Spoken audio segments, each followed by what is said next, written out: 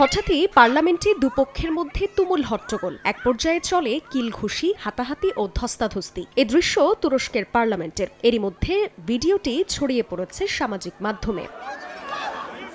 শুক্রবার দেশটির কারাবন্দী এক বিরোধী নেতাকে নিয়ে বিতর্কের সময় পার্লামেন্টে মারামারির ঘটনা ঘটে। এদিন বিরোধী দল ওয়ার্কার্স পার্টির এক নেতা ডায়াসে দাঁড়িয়ে কারাবন্দী এক নেতার পক্ষে কথা বলছিলেন। এ সময় ক্ষমতাসীন দল একেপির সদস্যরা তাকে মারার জন্য ছুটে যান। এক পর্যায়ে দুপক্ষের মধ্যে মারামারি শুরু হয়।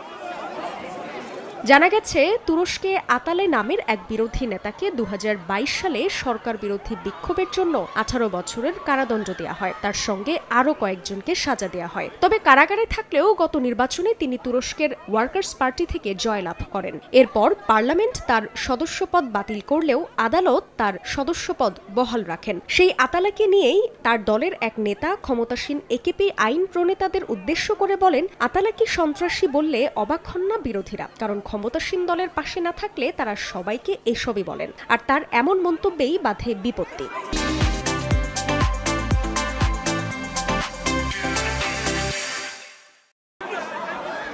সংঘর্ষের পর পার্লামেন্টের ডেপুটি স্পিকার অধিবেশন মুলতবি ঘোষণা করেন। 3 ঘণ্টারও বেশি সময় বিরতির পর অধিবেশন পুনরায় শুরু হয়। জান্নাতুল সাদিয়া, সময় সংবাদ।